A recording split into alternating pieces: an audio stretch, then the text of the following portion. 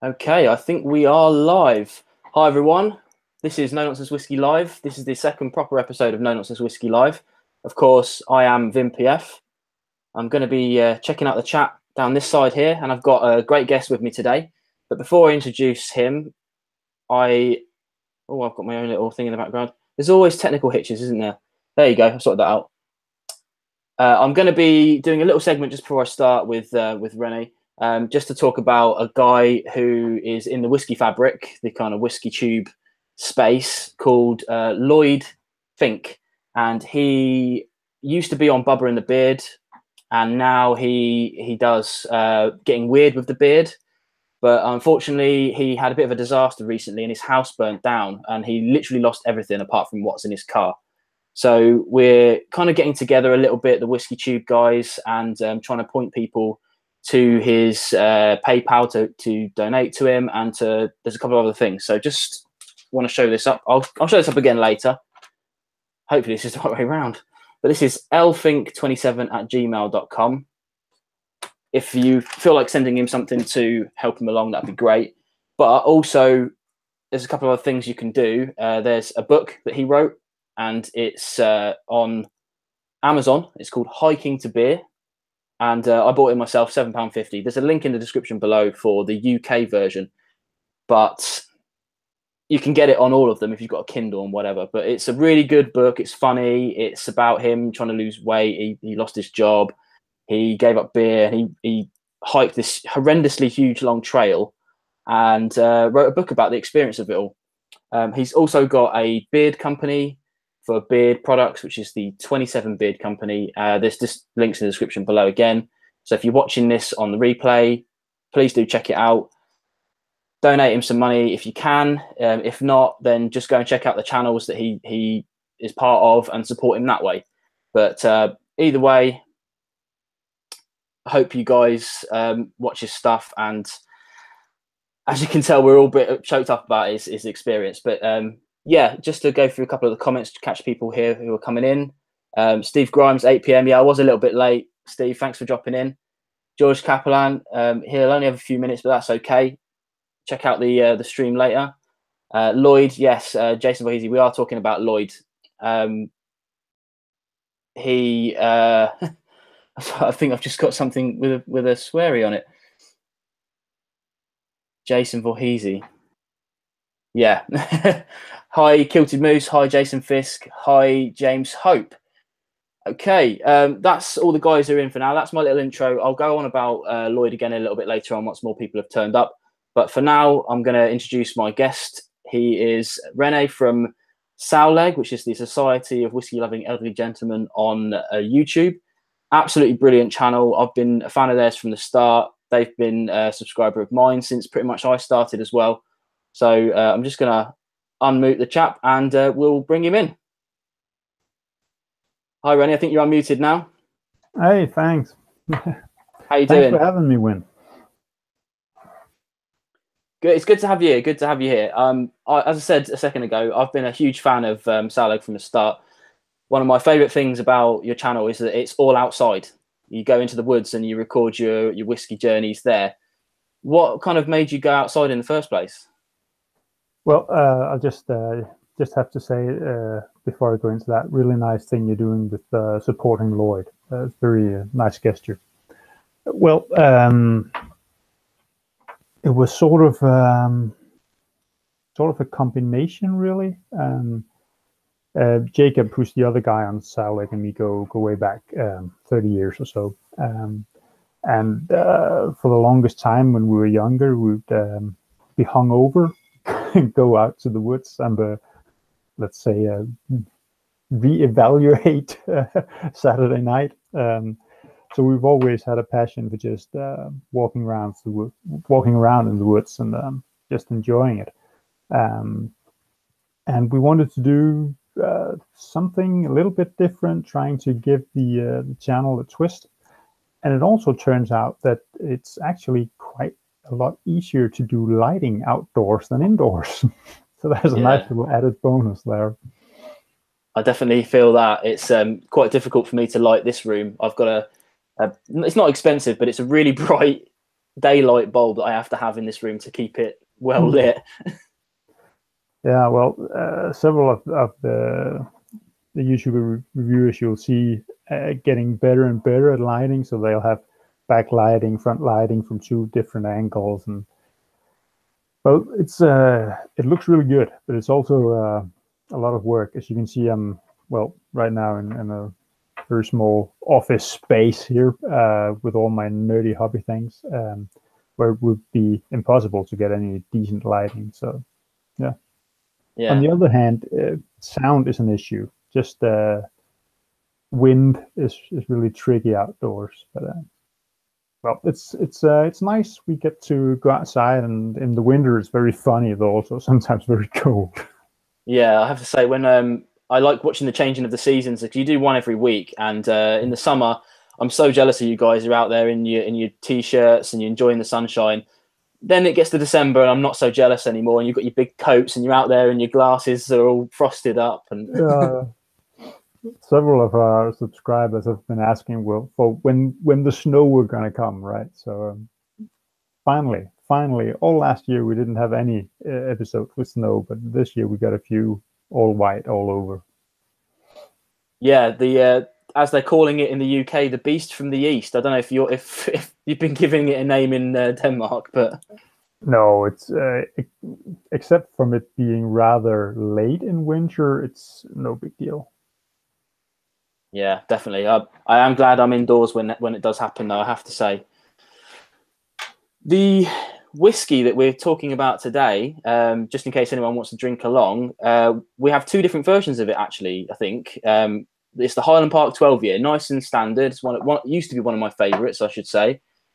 Rene has the older style one, and I have the new style Viking Honor, which I haven't yet reviewed on the channel. It is coming up. I got it for Christmas. It's actually one of my first reviews, but I'm going to do it again because there's some subtle differences, I think. But you're not hugely into Highland Parks, are you? Well, it's sort of complicated. Yeah, I mean, we've talked about it a little bit off screen and things like that. I think you go into it as much as you want, put it that way. But sure. To be fair, I really like Highland Park. I think they do great products, and I really like the marketing theme. I like the whole Norse Viking imagery they got going on.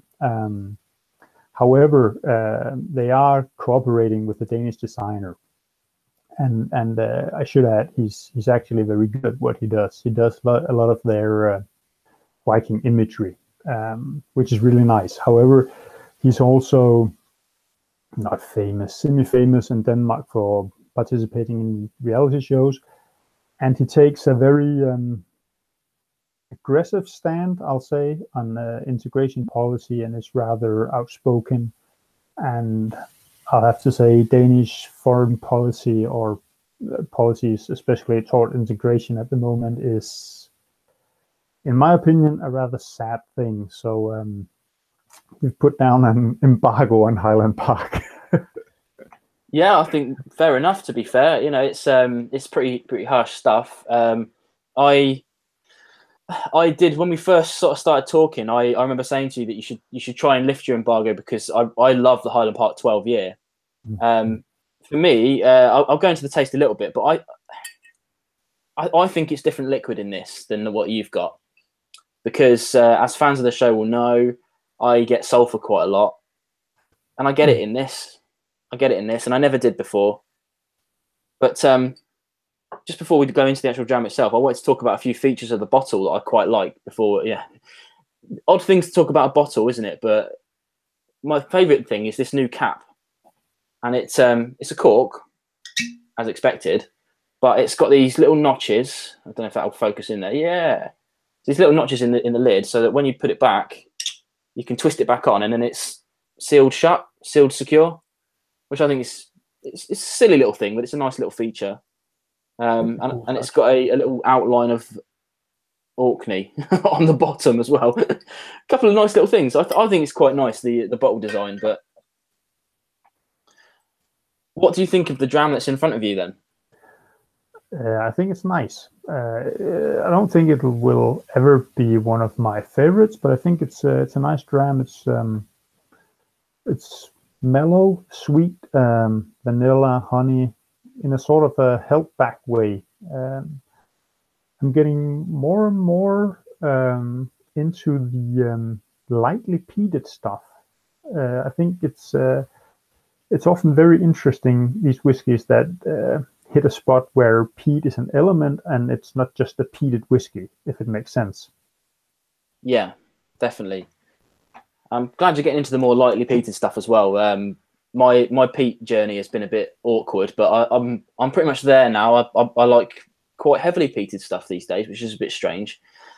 But it's good for me because the more sulfur I get on things, the less I like sherry. So I've been moving away from that side and onto the more peaty things.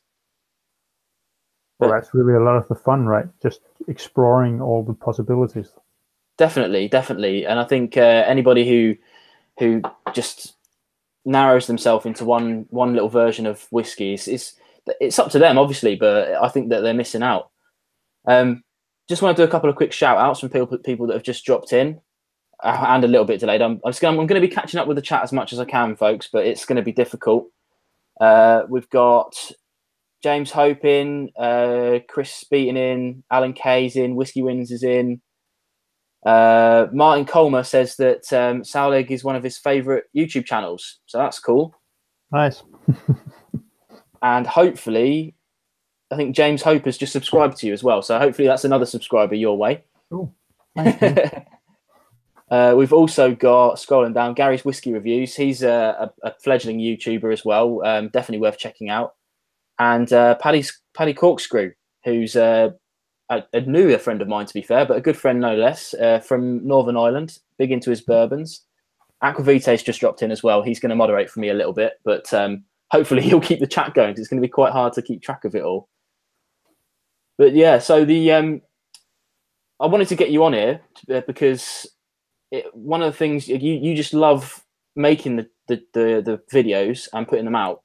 Yep. Which I think is completely admirable. I like to nerd out on the tech stuff, so I've kind of felt my way through YouTube. I do a little bit more social stuff, but I feel like a lot of people are missing out on the content that you put in. So hopefully, a few people watching this will go across because you're outside, you do good whiskey reviews, but you also drop in a bit of history. True. Because you're a history buff, right? Well, a sort of a history buff. I think it's a take on history that's with a nerdy twang, I'd say.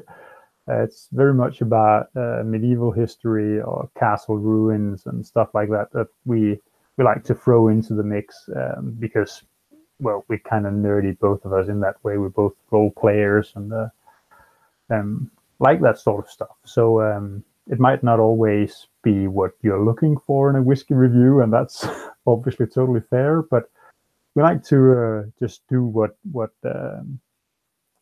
makes us love it, and maybe it'll rub off and maybe it won't. But yeah. I'll happily throw in a little bit of history about Orkney. Yeah, definitely. I mean, chuck it in. It's one of the things I love about the channel, like you say, is because we're all doing very similar things, you know, so you've got to have that little twist. And I like to chuck in just a little bit here and there. I'm sort of aiming myself at kind of newbies, I guess, but picking up a bit of a following as well. But I think you touch on something that when you like whiskey for a little bit, and then you kind of enter into this new world. But ultimately, when we get to this level, when we're all getting together and we're chatting, we're all nerds one way or the other. You know, we like whiskey, but we've all got something else that we're nerdy about. Yeah. For me, it's kind of tech. I like PlayStations and things like that. You know, I've never been able to let go of that. And then, you know, you like your history, and a few of the other guys, they like, you know, I think Bart, he won't be watching this just yet, maybe later, but Bart from the Scotch Test Dummies, he likes his board games like a lot. A lot. But yeah, I like it, and it works well for you because, especially for Scotch, Scotland's got such a long and varied history that you've got a lot to talk about. It's just so rich, and well, drinking Highland Park, it just ekes me. Or same with Scapa, because they're also on Orkney, because it could have been ours. Well, I think it probably was for a long time as well. Exactly. It was owned by Denmark way back, all the way up to, I think, the 14th century. When Christian I, the King of Denmark, he married his daughter to the Scottish King James III to form an alliance. But Christian couldn't put up the money for the dowry. So, sucker as he is, he puts down Orkney as a guarantee, saying, well, sure, no problem. If I don't come up with such and such amount, you can just have Orkney. And for some reason, he never bothered to pay. And of course, the Scottish king annexed Orkney because he was allowed to. It was so sad, really. It wasn't that great an amount, really. He could probably have paid it rather easily. So how cool would that have been, right? Obviously, there was all sort of reasons why we probably couldn't hold on to Orkney. It's just such a horrible way to lose something so cool, because, well, Scottish island, Scottish nature, Scottish whiskey would have been awesome. Yeah, oh, absolutely. Bummer for Christian and the rest of us. Yeah, because I mean, I think I've still got it. Actually, you sent me a sample of Danish whiskey like a year ago. I've been sitting on it waiting to get you on the channel, and then by the time I got you on the channel, you'd finished your bottle. So it was these things happen. But I'm going to review it to drop you in, and I'll scratch my little map off here if anyone's seen this in the background of my videos. I've been scratching off countries as I do them. But Denmark hasn't really got that much history in whiskey, has it? It's, I think, Stauning is 10 years old. Well, none of our distilleries go back more than 10-ish years, maybe. Stauning being the most famous because of the whole Diageo investment. It's quite nice. We actually made a small video visiting Stauning Distillery. It's very interesting, and they get a lot of praise. It's good, but it's vastly overpriced for what it is because of all the hype. Compared to the second biggest Danish distillery, Braunstein, I'd say Braunstein is far better, really. And then we have like 7 or 8 very small distilleries that are interesting, and we've tried a few of them, but it just goes off the shelves right away. So it's kind of hard to come by. Whereas Stauning and Braunstein, you can always get if you're willing to pay for it. Yeah, we're seeing that a lot over here at the moment. A lot of the newer distilleries are, especially the smaller ones in England, especially I'm talking about now. We've got a couple of ones that just opened near me, a couple that are coming, but they're all geared themselves towards smaller production levels, more craft distilling, things like that. Because I think people just get away with charging a little bit more when it's craft. You know, it's a standard price of £50 for a release, isn't it? And that's a little bit expensive, I think, especially for a 3-year-old whiskey. And I've got just here actually, the Cotswolds one. I got involved with that right from the start, to be fair. So I bought that because they're only an hour away from me.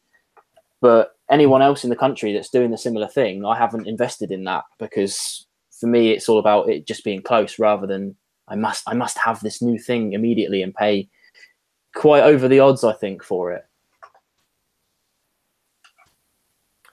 That's really the problem, right? Because obviously the new distilleries come out in rather small amounts, and there's just a lot of interest in anything new in whiskey, so the prices go way above quality.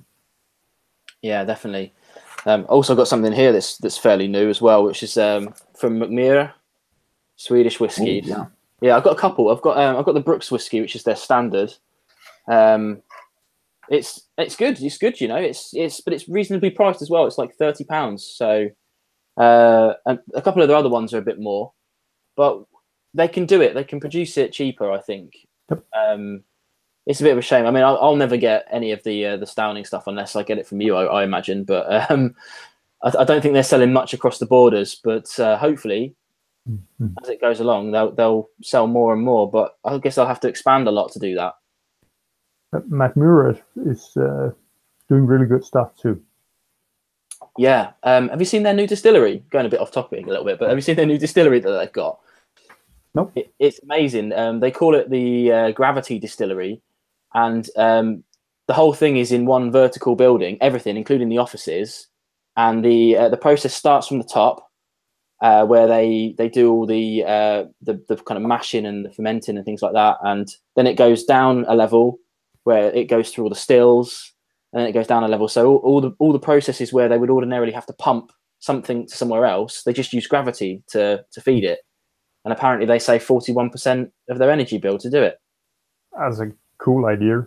Yeah, I can't wait to cover it. When I do the whiskey itself, I'm going to go through it in a bit better detail. But I'm really impressed with what they're doing, considering they're just like 8 guys who love whiskey. We're like, should we just make some whiskey? Yeah, okay, let's make some whiskey.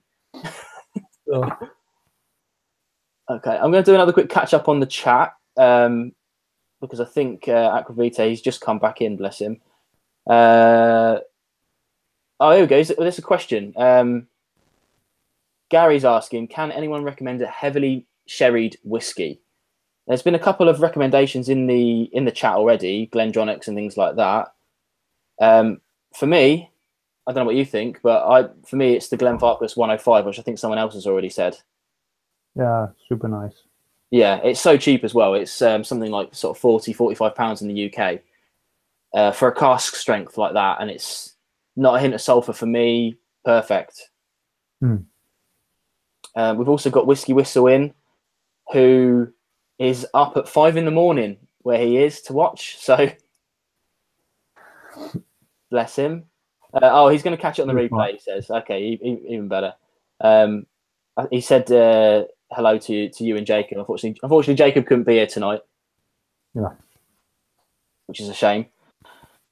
Yeah, a couple of other bits of chat going on. We're doing all right. We've got 16 people watching, which is cool. Impressive. I know. We have got. I don't know. Did you save any of the other dram in the end, or did you give me the last of it? Of the Brownstein, the Danish dram. The Mortlach. Sorry, this is. Oh yeah, sure. I got a bottle and a half of that. Oh, nice. Yeah, well, this is a good example. I'm going to pour this now because it's a 15-year-old. But this is a good example of the stuff that Rene and Jacob do. Every now and again, Rene likes to test us on our castle knowledge or ruins knowledge or something like that. And this particular one, I can't even remember what the question was now, but I got it, which is awesome. And he just sent it through to me. So this is a Mortlach 15-year-old Gordon MacPhail. Yep, true. Yeah, which is cool because when I was looking it up, a lot of the other whiskey tubers have done it as well. You've done it. Scotch for Dummies have done it. The Malted Man Cave have done it. Spirit Safe has done it. Jason Whiskey-Wise has done it. Ralphie hasn't. We've got a question in for you. Ask Rene, where in the woods are they? Is it far from their home? It's rather close. We're lucky in. I live in the Danish town Viborg. Jacob lives a little off, and we've got very nice woods almost all the way around town. But we try to vary it a bit. So sometimes if we want to make sure we have a bit of a backlog, we'll maybe do 3 or 4 drams in one take. Obviously, we'll have to walk and be rather close.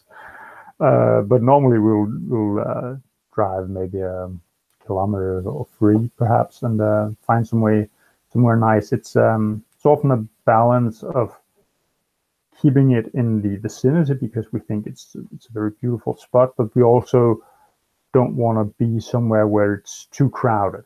So that's why you often see us off into the middle of the forest somewhere.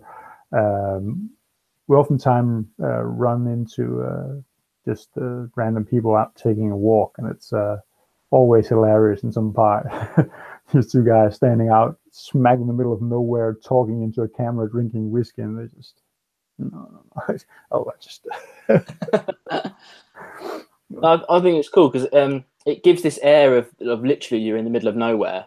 Mm-hmm. But I think sometimes you're closer to civilization than it really shows. Yeah. If you pay attention from time to time, there's some of the videos you'll actually see a car go by so close. We're so close to the road sometimes. But it varies a lot. We've been in pretty much all part of the woods around here now. So still, I think we've only done one video in the same place because we couldn't find anywhere decent to set up camera. Yeah, I was going to say about that. Tricky. Yeah, because it's weird. Like, I mean, not that I keep track of it all, but it never looks like you're in the same place. No. Apart from when you did. There's a couple of little series that you've done as part of the thing. Yeah, that's true.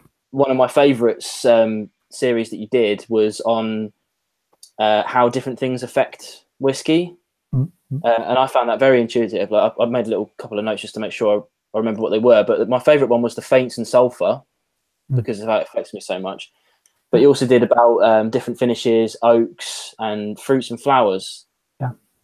And I think everyone should go and check those videos out. It's a shame that they don't sort of get picked up. They get sort of swept under by YouTube sometimes. Smaller videos, but really well thought out videos. I really like those ones. Thanks. We're actually working on a new series from where the one you mentioned is from sort of the aroma perspective. What are the different aromas in whiskey and where do they come from? And now we try to take it the other way, saying what are the main processes of producing whiskey and what sort of aromas do they then influence in what way. So probably a month or two before we're ready to go with that one. But that's really something that I think is maybe one of the most interesting thing about the whiskey journey is trying to understand even better how they end up being so spectacular, and what makes some whiskeys just your thing and others more meh. Of course, it's a science, and you have to run a distillery or visit several distilleries to be really good at it. But we tinker along best we can. Yeah, I think it's good. It's important because when I get new people into whiskey, a lot of times what they say to me is, well, we've got two, like I've got two now. They'll smell one and go, yeah, it smells like whiskey. And then they'll get the other one and go, yeah, it smells like whiskey. And I'll say, well, even if you don't know any better, you must be able to smell some differences. And they'll sort of go, yeah, I can smell that there's differences, but they haven't got the vocabulary to figure out what those differences are. Mm. And that was one of the first things that I had to overcome when I got into whiskey, was try to is not only find out why I like something or didn't like something, but really delve into the why. You know, why didn't I like that? What was it about that smell that I didn't like it? What does it remind me of? Mm. And now I do this weird thing now when I'm walking around, and I pick things up and smell them. You know, like fruits, different kind of fruits and things, just to be able to have some kind of frame of reference where if I smell it ever again. Exactly. Yeah. The other thing I was going to ask you about your videos and the locations is like, do you shoot one a week, or do you kind of batch shoot and then release them slowly? Well, it differs, but I'll say most times we'll try to do 2 videos when we're out.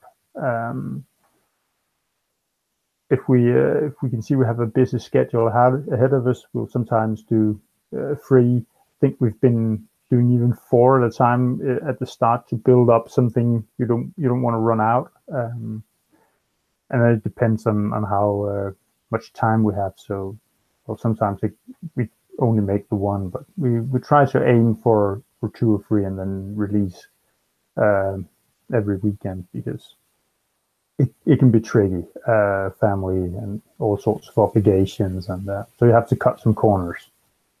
Yeah, definitely. And what days that you release on? It's Saturdays, right? Yeah, mostly Fridays. Sometimes Saturdays. It isn't set. Okay. It's just during the weekend is what we hold ourselves to. You have to get it out during the weekend. The reason it isn't just always Friday, always Saturday, is that because we try to keep them rolling, try to do them often, so we won't just go out, do a bunch, and then not do for a while. But that means that sometimes we run out and we have to go out film, and it won't be ready until Sunday. Yeah, it happens. Just today, for instance, I usually I record 2 on a Monday, and I release on a Monday and a Thursday. But today I hadn't recorded my video, so when I got in from work, I recorded, edited, and released very, very quickly. I don't usually rush like that. I usually have a couple in the bag. I've got a couple of questions come through for you, Ren, if you want to answer a couple more. Sure. Aquavite is asking about you like sherry more, but Jacob likes peat more. Is that right? Well, actually, it's usually port finishes that I'm going on about, but it's true. I like the sweeter drams, and Jacob's into the more peated drams. Yeah.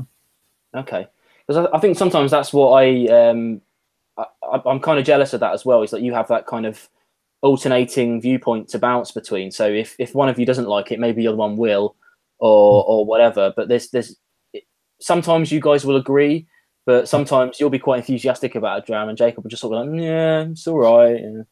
Yeah. Yeah. True. Or like vice versa. I think that's good. I got one from James Hope as well, who said, "What's the best castle you've visited?" That's put you on the spot there. Oh, the best castle I've visited. Oh, that's a wonderful question. Well, doing whiskey reviews, it has to be one of the Scottish castles. I'll go with. Yeah, it's a tough call. Can I name 2? Yeah, I think that'll be okay. Linlithgow Palace outside Edinburgh, because it's just it's a ruin, but it has these high, narrow windows, giving it sort of a spire look. It just reeks epic fantasy. But obviously Edinburgh Castle, because it's just so old. There's so much history on the whole rock in the center of town, and place for tribes to hold the area, and that's amazing too. But it'll come down to one of those, I guess. Yeah, Edinburgh Castle is absolutely stunning. I'm actually surprisingly untravelled of Scotland. I spent a lot of time in Scotland because my wife went to university there, but I only went to the same place over and over and over and over, St Andrews.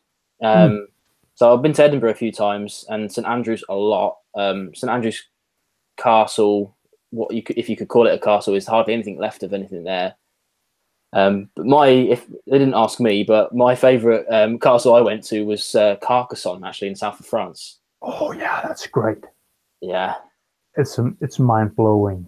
It's they have amazing castle ruins in that area of France. But Carcassonne, I'm pretty sure, is the biggest medieval castle in all of Europe. I didn't know that. That's good, because my bit of going off topic again, but my mum has just bought a holiday home in about half an hour away from Carcassonne. Oh, so man, great! I went there once last year, and I'm going for a holiday this year. So I'm really hoping to kind of delve into the history of it all this time. Last time I went to help a lot, and this time I'm gonna delve into the area and really see what it's all about. So I'm looking forward to going back. They have stunning ruins atop the steepest mountains there. Just it's amazing. Yeah, it's beautiful, the place. I can't believe I'm talking about this, but the when you come out of the back door of my mum's place, you can see the Pyrenees on the horizon. It's stunning, absolutely stunning place it is. Nice. Yeah, a couple of people talking about the castles and stuff in the chat now. There's James Hope says he needs to visit some of these places. He's only been to Edinburgh Castle. Sure, I mean, like Scotland especially is littered with castles. Some in better repair than others. Some are fairly complete if you go to the right place, but there's some of that are only a wall now, aren't they? Like I think this is the one that you mentioned on your video. I can't remember what the castle was. It was outside of Elgin, wasn't it? The is it? Yeah, it's the Lady Hill Castle, or it used to be called Lady Hill Castle. It's sort of tricky, right? Because what's beautiful and what's just really interesting because of the history, and those things will often clash, because if a medieval castle goes through a certain amount of battles and stuff, there won't be much left probably, but they can still be, to me at least, super cool. Yeah, and I think it's even if it's just a rock on the floor, if it's got some history around it that people know about, and there's a plaque or something to read, or there's somebody there who can tell you about it, it's even better, I think. Yeah. Even better. I'm gonna start nosing this this Mortlach if you've got it around with you. Yeah, just heard. Yeah. I think it's absolutely stunning. I'm so glad you sent me this, because you were a bit worried to start with, weren't you? You thought I might get some sulfur in it. Yeah, I think it has, on the palate, it has just a little bit of the sourness to it.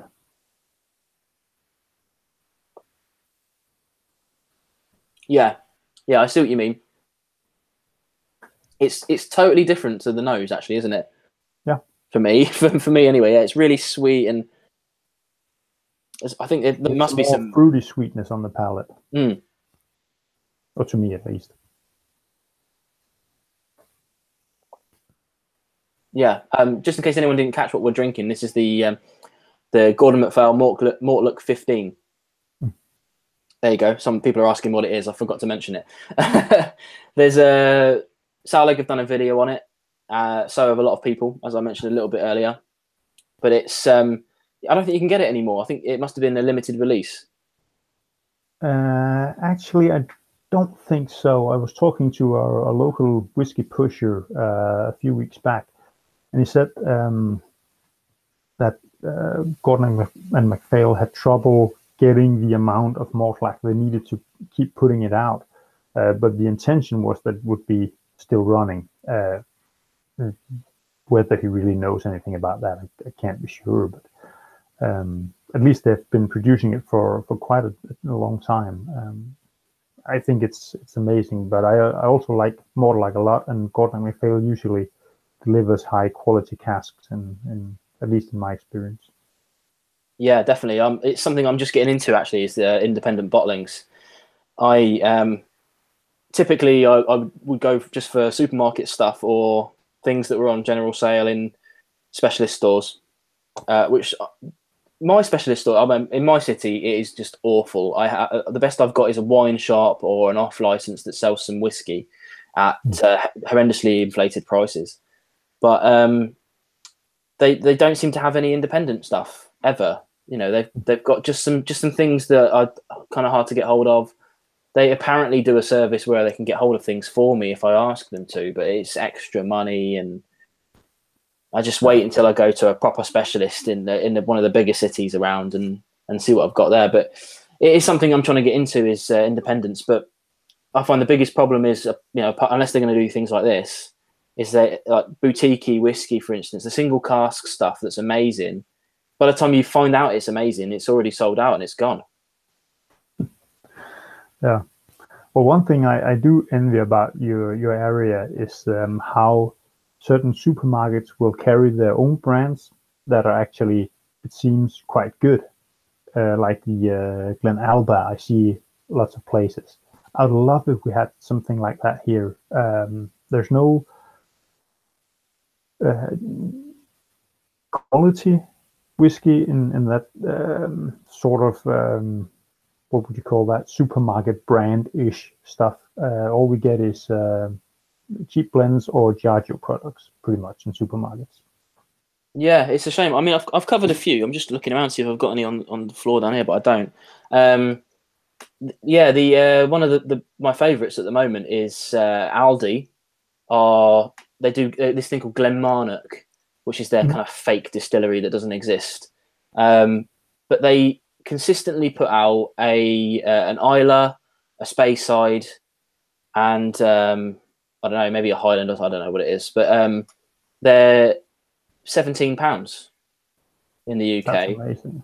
I don't know how many years they are, but there's nothing you can say about it that's bad. That they're not that interesting. They're not that complex, but it's the same price as like a Jim Beam or or even like a Johnny Walker Red Label or Yeah. something like that, and it just absolutely defeats all of those things.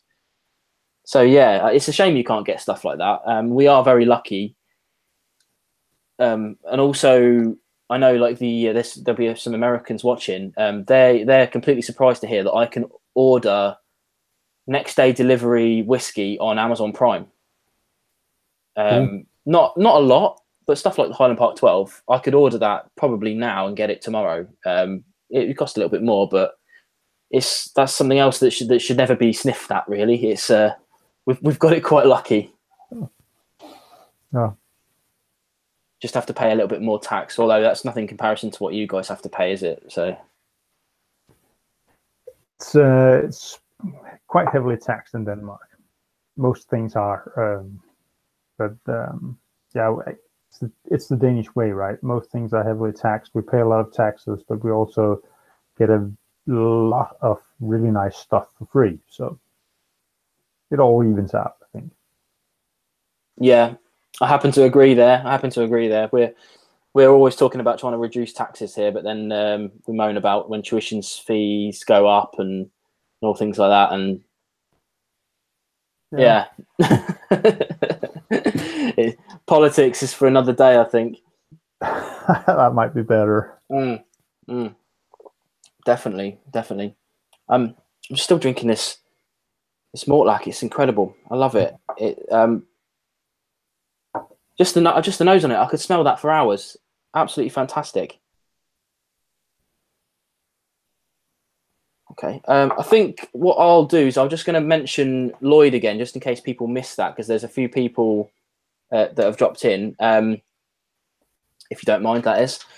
At the beginning of the show, I mentioned another whiskey tuber called Lloyd Fink, who used to be part of Bubba and the Beard and is now doing his own separate side project called Getting Weird with the Beard. Just starting out, he's having some trouble, but he's recently had a bit of a disaster and his house burnt down, and he's lost pretty much everything. If you didn't know, a lot of the whiskey YouTubers, especially around our sort of subscriber level, this is a sort of the sort of 10 to 1,000 and below kind of group. We all chat together off screen and we're all kind of friendly. So we're all trying to get together, trying to help him out a little bit. So this is his PayPal address, lfink27@gmail.com. I'm not putting it in the comments or anything like that, just holding it up because I didn't want to kind of break his privacy. But if you are interested to donate him a couple of quid, there are other ways as well.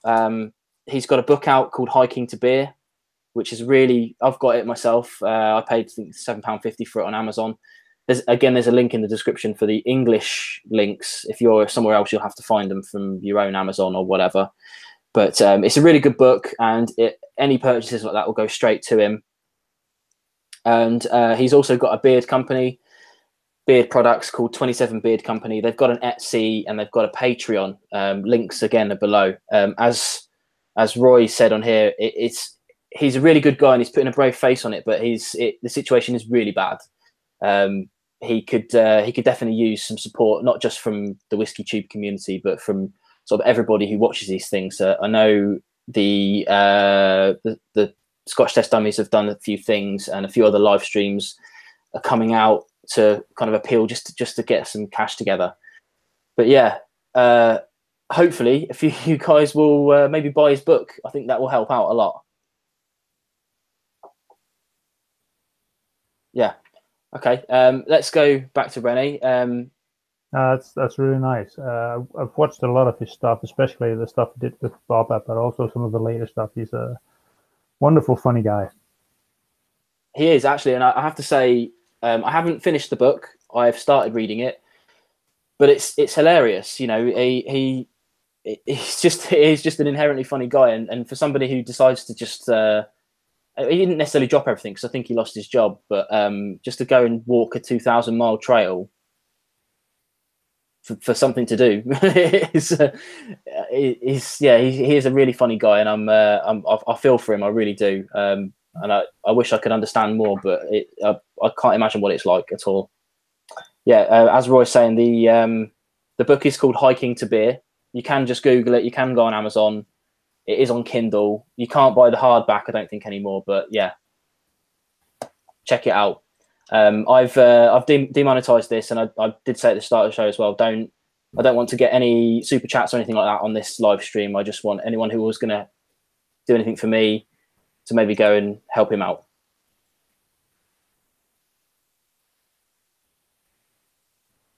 Little one there. Yeah. It makes me a bit sad. So I'm struggling with it. I have to admit. Okay, well, let's have a little maybe a wind up talk about the 2 drams that we've tried tonight. We're looking well on for the hour, which is good, because usually when you get someone cool on it, the chat tends to go on and on and on. But I think we're going to do all right. But yeah, what did you think of the Highland Park 12 in the end then? Because I know you haven't had much of it, but you've got a sample there, haven't you? Yeah, I do. I've tried it several times before. Jacob used to be very much into Highland Park before we locked down. No, just kidding. It's I think it's good. Isn't what I would really appreciate. I think I'm into a phase where I like whiskeys to be more extreme in different directions, to sort of broaden the experience. And this is maybe a little bit down the middle, but it is, I think, very well done. You couldn't put a finger on anything here. It's sweet. It's vanilla. It's very honey. Bit of peat in it. It's nice. Yeah, and I think I'm just really disappointed that I think what I've got in my glass is different now. Very very upsetting for me. I'm getting that kind of heathery notes from it that was always there, but the slight peat is all gone for me. A little bit of that meaty sulphur's there now. It's not too bad. It's not like the I just reached down for this, but this thing I just reviewed the other day. I don't know if this has made its way to you yet. The Highland Park Dragon Legend. I haven't seen it around. I've seen it online, but I haven't seen it in shops. I didn't like it. A lot of people gave me some grief for it because I said I didn't like it, but it's just far over sulphured for my sensitive nose, and if anyone even gets a slight amount of sulfur, I don't think they'll like it. But it's getting some good reviews regardless. Bless them. But yeah, it's just a bit of a shame about the 12. I'm probably going to do a review about it at some point. Once I'm halfway through the bottle now, but once I get a bit further through it, it's nice and fancy, I guess. I think it pales a little after we started drinking the Mortlach. Going back to the Highland Park, it lacks a bit of kick. Yeah, without a doubt. The I think the Gordon MacPhail is 43%. Is that right? I think so. I'll check it out. Yes, it is. Yeah, and it's definitely. It's just more intense in the flavors. The nose is just awesome. I love the nose. I'm not terribly keen on the palate, I must admit. Like, I think you're quite right. Those sour notes you thought I would get, they put me off a touch.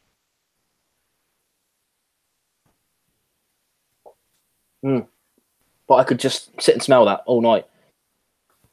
Absolutely fantastic. Okay. I think we'll wrap up a bit. Is there anything you want to say to people before we go back? Obviously, I'll say subscribe to SOWLEG because you should. It's a good channel.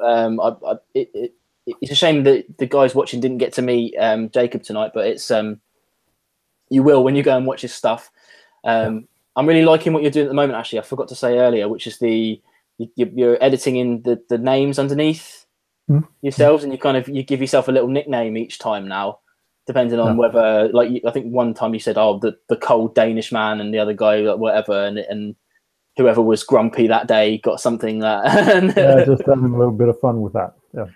Yeah, I think it's all about that. I think that's what's nice about your videos is they're kind of they're subtly fun, which is good. And that's the other thing. One of my favorite videos, I forgot which one it was now, but it's I just died with laughter where just in the middle of the video you just went Mordlach. Yeah. Absolutely brilliant. I just loved it. It was really good. Really surprised me as well. Yeah.